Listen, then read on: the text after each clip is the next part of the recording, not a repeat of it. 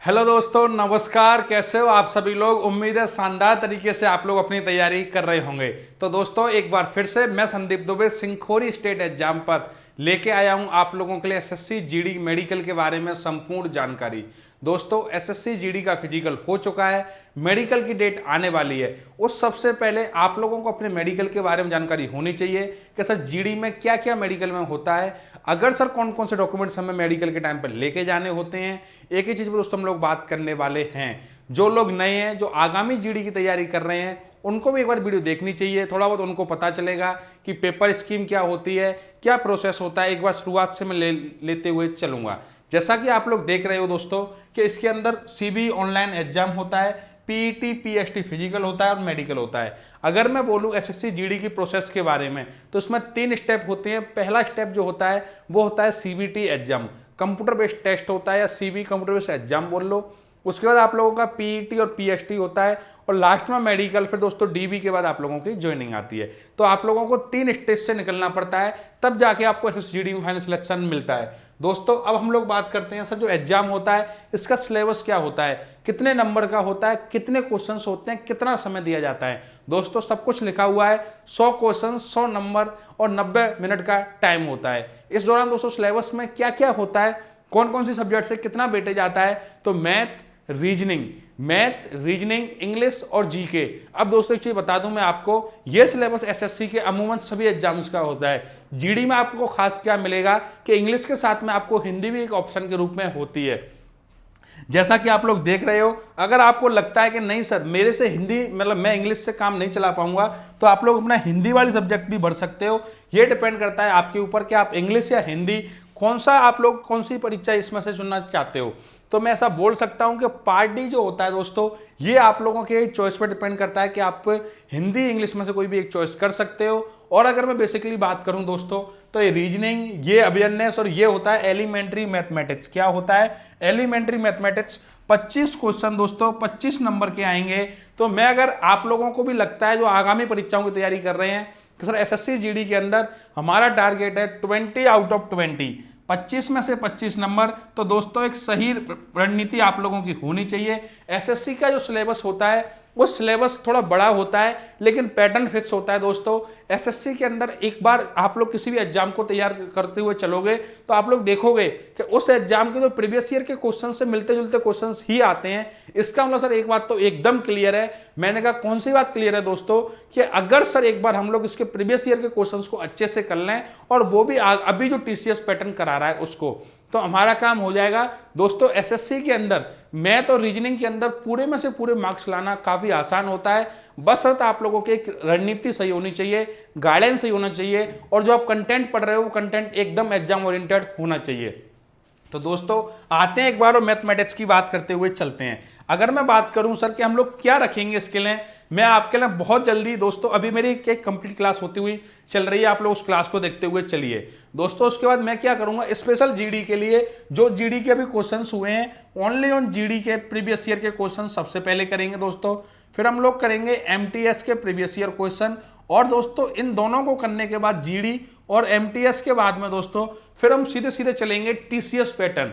Sir ये TCS pattern तो ये भी था और ये भी था। मैंने कहा अभी टीसीएस पैटर्न जो है दोस्तों, इसमें हम लोग एनालिसिस करेंगे कि सीएचएसएल के अंदर और सीजीएल के अंदर ऐसा कौन सा टाइप है जो एकदम नया ऐड किया गया है अभी के अभी परीक्षाओं में, जिससे कि आप लोगों को इसमें हेल्प मिल सकेगी दोस्तों।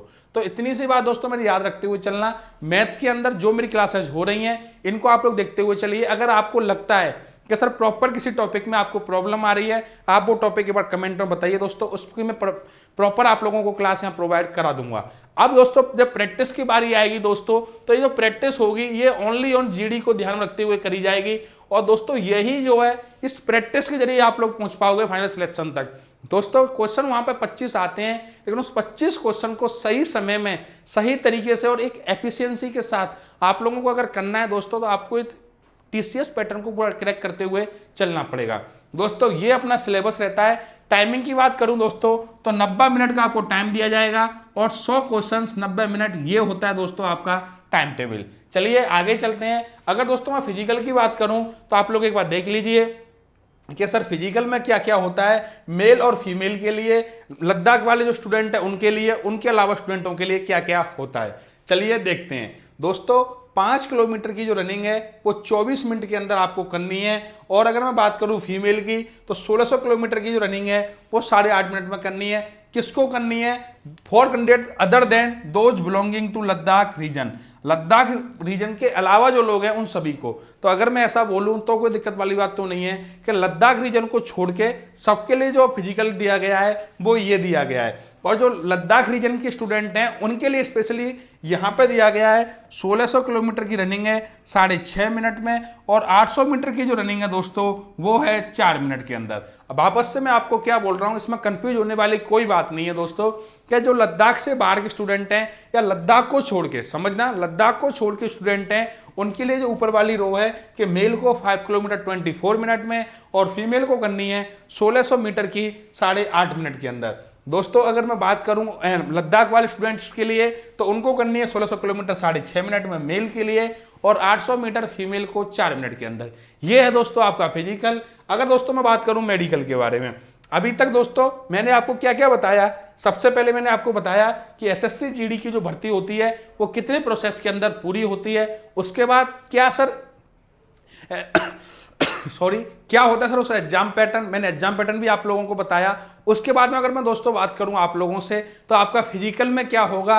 अब तो दोस्तों आप लोग फटाफट से बात करते हैं मेडिकल की। जब आपने एग्जाम पास कर ही लिया है, फिजिकल आप लोगों ने दे ही लिया, अब बात है दोस्तों मेडिकल की। और मेडिकल का मतलब होता है कि एग्जाम के बाद सब कुछ हो चुका है दोस्तों, अब नौकरी से आप एक स्टेप दूर हो, और वो है मेडिकल। दोस्तों मेडिकल के अंदर कुछ चीजें ऐसी होती हैं जिनको आप इंप्रूव कर सकते हो, किस पे आप लोग काम कर सकते हो, किससे आप डॉक्टर से परामर्श करके सही कर सकते हो, हम लोग बात करते हुए चलते हैं। जैसा कि दोस्तों आप लोग देख रहे हो बॉडी मार्क टेस्ट टेंटू, टेंटू के बारे में आपको एक चीज बता दूं, अगर आपका जो टेंटू है वो ऐसी जगह पे है जहां से वो डॉक्टर वगैरह देख सकते हैं दोस्तों, तो फिर आप लोगों के लिए इश्यू हो सकता है। अगर आपका जो बॉडी मार्क वगैरह है वो ऐसी जगह है जहां डॉक्टर वगैरह अमूमन नहीं देख सकते तो कोई दिक्कत वाली बात नहीं है। लेकिन दोस्तों टेंटू पर प्रॉब्लम हो सकती है अगर उनकी नजर में आता है तो। अगर दोस्तों मैं बात करूं आप लोगों से नॉक नी टेस्ट, तो दोस्तों नॉक नी टेस्ट में क्या होता है कि आपका जो गैप होता है आपको सावधान पोजीशन में खड़ा किया जाता है और उसके बाद में फिर आपके बीच में गैप देखा जाता है। अगर वो गैप की बात मैं अमूमन करूं दोस्तों तो ना तो ज्यादा होना चाहिए, ना एकदम ऐसा होना चाहिए कि पैर चिपकी होने चाहिए। आपका जो गैप है वो एकदम एवरेज गैप होना चाहिए जो एक नॉर्मल इंसान के बीच में होता है। अगर दोस्तों बात करूं लेग्स बीन्स टेस्ट, तो दोस्तों नसों का एक गुच्छा टाइप का होता है जो आपके पैर में बन जाता है, पैरों के पीछे जो नसों का एक गुच्छा टाइप का बन जाता है दोस्तों, उसकी वजह से क्या होता है कि उसको ये लोग एलिजिबल नहीं करते, मान्य नहीं करते दोस्तों, तो एक बार वो भी प्रॉब्लम हो सकती है अगर आपके है तो। अगर दोस्तों मैं बात करूं आप लोगों से मेडिकल टेस्ट में फ्लैट फुट, दोस्तों जो पैर होता है वो एकदम पट नहीं होना चाहिए, पैर के बीच में कोई ना कोई गैप होना चाहिए। सर मतलब समझ में नहीं आया, मैंने कहा समझने वाली बात दोस्तों ये है कि एक तो होता है पैर ये वाला पैर जो है, और एक होता है ये वाला। तो दोस्तों इस पैर में थोड़ा बहुत गैप है और ये एकदम फ्लैट फुट टेस्ट, तो दोस्तों ये नहीं चलेगा, ये चल जाएगा। अब आप लोगों को उसको चेक कैसे करना है, आप लोग बोलोगे गुरुजी चेक करने की जुगाड़ बताओ, तो देसी जुगाड़ बताता हूं तुम्हें।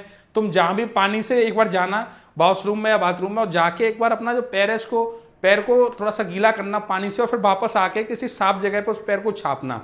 अगर उस पैर के अंदर गैप आ रहा है, इसका मतलब दोस्तों बात क्लियर है कि उस पैर में आपका गैप आ रहा है, मतलब कि आपका मेडिकल टेस्ट इस वजह से तो नहीं रुकने वाला। और अगर बिल्कुल भी गैप नहीं आ रहा, पूरा का पूरा पैर छप रहा है दोस्तों, फिर आपके लिए समस्या हो सकती है। अगर दोस्तों मैं बात करूं आपसे फिट फिंगर्स, तो जो फिंगर के बारे में दोस्तों क्या होता है कि कई बार मतलब अमूमन में अगर बात करूं तो आपकी जो उंगलियां है वो कटी पिटी नहीं होनी चाहिए। जैसे कि एक उंगली बड़ी है और अगली उंगली कटनी उससे छोटी हो गई दोस्तों, तो ये आप लोगों के लिए समस्या पैदा कर सकती है। तो दोस्तों मैंने आपको 3 पॉइंट बताए, फ्लैट फुट, फिट फिंगर्स, और अगला है ईयर टेस्ट। दोस्तों ईयर टेस्ट के अंदर सिर्फ इतनी सी मेरी सलाह है कि अगर आप नॉर्मली सुन सकते हो तो फिर दोस्तों आप लोग एक ईयर टेस्ट के लिए उससे पहले एक बार सफाई करा लेना। आप अपने घर पे कर सकते हो या फिर आप किसी भी डॉक्टर के पास जाके इसका सफाई टेस्ट करवा सकते हो। अगर दोस्तों मैं बात करूं आप लोगों से आई टेस्ट, तो दोस्तों सबसे ज्यादा इंपॉर्टेंट चीज होती है वो है आई टेस्ट। क्या सर यहां पे जो मामला आता है दोस्तों ये भी ठीक है, ये भी ठीक है। आई टेस्ट में क्या होता है दोस्तों कि कंफ्यूजन रहता है कि सर आखिरकार करना क्या है। तो देखो आई टेस्ट के लिए कुछ एक्सरसाइज होती हैं दोस्तों, अगर किसी की आई जो है थोड़ी वीक है तो वो एक बार उस एक्सरसाइज को करते रहें। दोस्तों पेंसिल टेस्ट में क्या होता है कि आपकी जो आंख है उसकी मूवमेंट को चेक किया जाता है पेंसिल लेके, जैसे ऐसे करते करते आपकी जो आई टेस्ट है उसकी मूवमेंट चेक करी जाती है कि आप प्रॉपर एक डायरेक्शन में मूवमेंट कर सकते हो या नहीं कर सकते, या आपकी जो डायरेक्शन, आपकी जो आई की जो डायरेक्शन है वो एक वक्त के साथ घूम सकती है या नहीं घूम सकती। तो इसको अगर आप लोग जानना चाहो तो ये हो जाएगा दोस्तों पेंसिल। कलर ब्लाइंडनेस में क्या होता है दोस्तों कि कुछ कलरों में विभेद नहीं कर पाते या कुछ कलरों को डिफरेंशिएट नहीं कर पाते दोस्तों, उसको आप लोग, या आप लोगों को बता दूं, उसको बोलते हैं कलर ब्लाइंडनेस। दोस्तों इसका कोई भी इलाज नहीं है, एक बात याद रखना। अगर ये है दोस्तों इसका मेडिकल आप लोगों का अनफिट है। और अगर मैं बात करूं दोस्तों इससे आगे, तो ये होता है दूर और पास। दोस्तों दूर और पास की में क्या होता है, देखो आपको दूर वाली में क्या करेंगे, एक या तो आपको किसी चेयर पे बिठा लेंगे या आपको खड़ा करके एक आंख में लेंस लगाएंगे, एक आंख से आपको दिखाया जाएगा जहां पे आप लोगों को कोई भी ऊपर जैसे 4-5 रो बनी होती हैं उसमें आप लोगों को दिखाते हुए चलेंगे। तो अगर दोस्तों आपका एक मानक होता है 6x9 6x6, वो वहां से आपका डिसाइड हो जाएगा एक प्रॉपर डिस्टेंस के बाद। अगर दोस्तों मैं बात करूं पास की, तो पास वाले में वो क्या करते हैं, आपके सामने कोई भी बुक वगैरह कुछ भी आपको पढ़ने के लिए देंगे जिसको अगर आप लोग आसानी से पढ़ सकते हो। तो यहाँ पे आपका जो दूर और पास दोनों की आई टेस्टिंग होती है। तो दोस्तों आई के अंदर आपको 3 चीज देखनी है, एक तो वो आपके आई की मूवमेंट चेक करेंगे, दूसरा आपके आई टेस्ट में कलर ब्लाइंडनेस है या नहीं है, दूसरा दोस्तों होता है दूर और पास वाला। तो ये 3 टेस्ट यहाँ पे आपको देखने को मिलेंगे। दोस्तों अगर मैं बात करूं नोज और तीत की, तो दोस्तों नोज में क्या होता है कि आपकी जो नाक है इसकी हड्डी बड़ी हुई नहीं होनी चाहिए। बेसिकली नोज के अंदर एक यही प्रॉब्लम आती है कि आपकी जो हड्डी है नाक की वो ज्यादा बड़ी हुई नहीं होनी चाहिए। दोस्तों टीथ का मतलब क्या होता है, यहाँ पे कुछ लोगों को बार बार प्रॉब्लम रहती है सर टीथ के बारे में। दोस्तों टीथ का मतलब ये होता है कि कुछ चीजें जैसे आपके मसूड़ों में गंदगी ज़्यादा है, जिसकी वजह से आपका जो दांत वगैरह है वो एकदम हिल रहे हैं, ये दोस्तों आपकी प्रॉब्लम है। तो आप इसके लिए किसी डेंटिस्ट से मिलके आप आसानी से सही करा सकते हो, जो भी थोड़ा बहुत सॉल्यूशन होता है वो आपको बता दिया जाएगा। अगर दोस्तों मैं बात करूं आप लोगों से heart test, BP, body x-ray और पाम, दोस्तों इन चीज़ों को आप लोग एक बार घर पर भी करा सकते हो। हार्ट टेस्ट क्या होता है दोस्तों, इससे आपकी ईसीजी नापी जाती है। क्या होता है, ईसीजी नापी जाती है दोस्तों जो नॉर्मल होनी चाहिए। क्या बोल रहा हूं मैं, वापस समझना कि जो ईसीजी है दोस्तों ये एक बार आप लोगों की नॉर्मल होनी चाहिए, ना ज्यादा ना कम। अब वहां पे क्या होता है दोस्तों के प्रेशर में आने की वजह से अपन लोगों का जो ईसीजी टेस्ट होता है उस टाइम थोड़ी ऊपर हो जाती है या कई बार लो हो जाती है दोस्तों। तो उससे आप लोग टेंशन मत लीजिए, रिलैक्स मूड में आप लोग ईसीजी कराना एक बार। और अगर आपको कोई प्रॉब्लम आ रही है दोस्तों तो एक बार ये जो टेस्ट है इनको आप लोग पहले यहाँ पे करा सकते हो, या फिर किसी भी हॉस्पिटल में जो एक मिलिट्री टाइप का हॉस्पिटल हो वहां पर जाके दोस्तों आप लोग अपना टेस्ट एक बार करा लीजिए। दोस्तों बीपी की जांच भी होगी, आपका बॉडी एक्सरे दोस्तों आपका पूरा कंप्लीट बॉडी एक्सरे किया जाता है। जहां अगर उनको लगता है कि इस चीज का इस पार्ट में प्रॉब्लम है उस चीज का वो बॉडी एक्सरा कर लेते हैं। अगर दोस्तों मैं बात करूं पाम की, तो दोस्तों हथेली के अंदर क्या होता है, पसीना आना, वहां पे दोस्तों आपको प्रॉब्लम हो सकती है। तो उसके लिए आपको क्या करना है, जैसे कि अगर मैं बात करूं कि ये है, तो आप जब हथेली बंद करोगे दोस्तों तो आपके पसीना आने लग जाएगा। और ये पे दोस्तों जो एसएससी या कोई भी डिफेंस का जो कमीशन होता है दोस्तों ये पसंद नहीं करता और इस पर मेडिकल आउट कर दिया जाता है। तो जब भी आप मुट्ठी वगैरह बंद करके देखना क्या आपको पसीना आता है या नहीं आता, दोस्तों एक बार इस चीज को आप लोग देख लेना। अगर दोस्तों मैं बात करूं टेस्टिकल्स की, पाइल्स की और पैराग्राफ टेस्ट की, तो दोस्तों टेस्टिकल्स क्या होते हैं कि टेस्टिकल्स में दोस्तों आपका मतलब टेस्टिकल्स से जो साइज है दोस्तों वो एकदम मतलब ऐसा ही होना चाहिए कि साइज और होने चाहिए कि एक का साइज बड़ा है एक का साइज छोटा है दोस्तों। तो टेस्टिकल्स के लिए भी दोस्तों आपको मिलना चाहिए डॉक्टर से अगर आपको कोई भी इश्यू है तो दोस्तों, क्योंकि ये चीज़ें ऐसी होती हैं दोस्तों जो थोड़ा बहुत अगर आप लोग कंसल्ट करते हो डॉक्टर से तो वो आपको बता देंगे। दोस्तों अगर मैं बात करूँ पाइल्स की, तो दोस्तों पाइल्स को कम समय में ठीक कर पाना तो पॉसिबल नहीं हो पाता, लेकिन अगर आप डॉक्टर से मिलते हो तो डॉक्टर आपको जरूर बताएगा दोस्तों, क्योंकि वहां पे आपको पाइल्स टेस्ट भी देखने को मिलेगा। इस बात को आप लोग अपने दिमाग में बना के रखना। अगर दोस्तों मैं बात करूं आप लोगों से कि यहां तक आपको सब कुछ समझ में आ गया, दोस्तों वापस बोल रहा हूं मैं आपको कि आप लोगों ने पहले एग्जाम दिया हुआ है टेस्ट जिसको बोलेंगे सीबीई एग्जाम, उसके बाद दोस्तों आपने पीईटी और पीएचटी दिया है। अब दोस्तों बारी है मेडिकल की। किसकी बारी है दोस्तों, तो अब दोस्तों आपकी बारी है मेडिकल की। मैं आप लोगों से एक ही बात बोलूंगा दोस्तों, मेडिकल के प्रति आप लोग कोई भी अपनी कमी मत छोड़िए, थोड़ा अपना ध्यान रखिए, डॉक्टर से ज़्यादा एक बार कंसल्ट करिए दोस्तों। अगर आपको लगता है कि सर मेरी इस चीज़ में प्रॉब्लम है तो एक बार आप डॉक्टर से बात करो, कंसल्ट करो कि सर इस चीज़ का प्रॉब्लम है। और मैं आपको पर्सनली वो कर रहा हूँ सजेस्ट कि अगर आपके शहर में कोई हॉस्पिटल है जहाँ पर मेडिकल वगैरह की नॉलेज हो, जैसे आर्मी हॉस्पिटल वगैरह होते हैं, एक बार आप लोग उनमें जाके कंसल्ट करिए, जानकारी लीजिए दोस्तों, क्योंकि आप इतनी लंबी प्रोसेस से निकल चुके हो दोस्तों। एग्जाम दे लिया, पीटी पीएचटी, अब मेडिकल बचा हुआ है दोस्तों। इसमें अगर आपके साथ कोई मतलब कोई भी ऐसी चीज़ हो गई सर कि इस चीज़ का अगर पहले पता होता सर तो मैं इस पर काम कर लेता, इसको सही करा लेता। वैसे मैं आपको बता दूं जीडी के अंदर आपको पॉइंट दिया जाता है अगर आपको मेडिकल में कोई प्रॉब्लम है तो। लेकिन दोस्तों अगर अपना काम हो सकता है अपने को पहले ही अगर अपन उस चीज़ को सही करा लें तो वो ज़्यादा बेस्ट है। तो दोस्तों इतनी सी बात मैंने आपको मेडिकल के बारे में बताया है। अगर दोस्तों आपको कोई भी डाउट है तो आप लोग एक बार कमेंट सेक्शन में बताना दोस्तों, हमारी टीम आपको कंप्लीट जवाब देगी। जो भी हम लोग आपकी हेल्प कर सकते हैं वो हम लोग आपकी हेल्प करेंगे। तो आप लोग कमेंट सेक्शन में जरूर बताना दोस्तों। अब जो लोग नए हैं वो लोग क्या करें, वो लोग दोस्तों जो SSC CD SSC GD की तैयारी करना चाहते हैं दोस्तों, उनके लिए सबसे बेस्ट ऑप्शन है कि वो मैथ, रीजनिंग, इंग्लिश या हिंदी में से और GK इनको सर अभी से स्टार्ट कर दें। प्रॉपर आप लोग स्ट्रेटजी बनाते हुए चलो। मैथ और रीजनिंग का बहुत बड़ा गेम होता है, ये बात आपको पता है। मैथ में 25 में 25 नंबर कैसे लेके आने हैं दोस्तों, वो सिंकोरी स्टेट एग्जाम के ऊपर छोड़ दो।